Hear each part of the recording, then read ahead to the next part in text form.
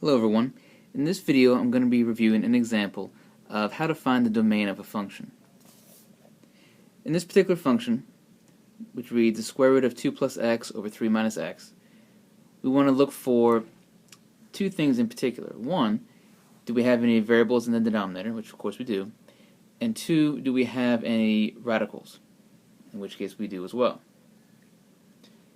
We're going to evaluate the domain of each one sort of individually, and then what we get we're going to combine into one coherent answer. With this one, when we have a variable in the denominator, what I'm first going to do is set that equal to 0, the denominator itself. So I'm going to say 3 minus x is equal to 0, because I want to know when does the equation, or denominator in particular, ever equals 0. That number will be what we exclude, because obviously we do not want a 0 in the denominator. So for this one, I can solve by subtracting 3. I'll have negative x, or opposite of x, equals a negative 3. I want a positive x, so I'll multiply each side by a negative 1. And I'll get x is equal to a positive 3. In other words, when x is 3, we have a 0 in the denominator, which means we want to exclude that answer. So we'll specifically say x can not be 3 for our domain. Now normally, if that was just the only restriction we had, we could say x is everything but that, but we need to look at our numerator, or more specifically look at the radical. When we have a radical in the numerator as it is now, we want to see the restriction we go by is, since we have an even root, a square root, whatever the radicand is, in other words what is underneath the radical, that cannot be a negative number. In other words, we'll say, when will that be greater than or equal to 0? Using that, we set up our inequality. 2 plus x, again, whatever the radicand is greater than or equal to 0.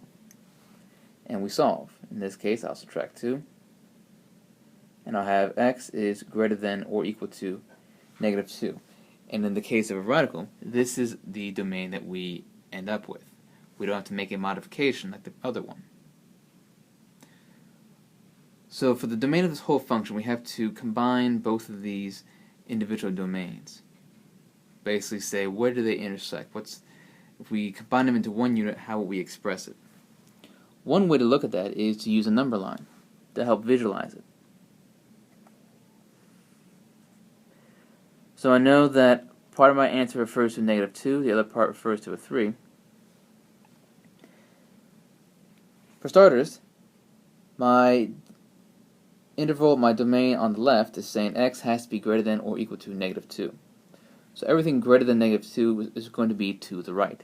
So I'll sketch that with a closed circle, or a bracket, as you may know, pointing to the right. Now to consider our other domain, we said that x cannot be 3. So how would that look on our number line? Well, we'd have the graph still as it is, but when we come to 3, what we would have to do is make an exception, meaning I'll make a little open circle, and then it keeps on going after that. So what we've done is we've said that we've combined both domains. We said that x is greater than or equal to a negative 2, but at the same time we exclude the 3. So now to combine both these, this is in a graph, graphing an interval, this is our answer. Now in interval notation, which is what is usually preferred, here's how we can write this. Look at it in parts. This part, let me highlight this. This part right in here will address, and then this part over here will also address. So between 2 and 3 in interval notation, remember the lower value of that would be a 2, The higher value would be the 3, or excuse me, negative 2, and then a 3. Because the negative 2 has a closed circle or a bracket, it will get a bracket in interval notation. The 3 has an open circle, so we'll say a parenthesis. Now, to address skipping a number like that, we'll put 3 again in the other part of the interval notation with another bracket, or excuse me, with another parenthesis.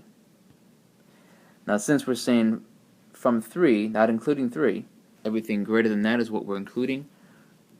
For this part of interval notation, for the larger part, we represent that with a positive infinity.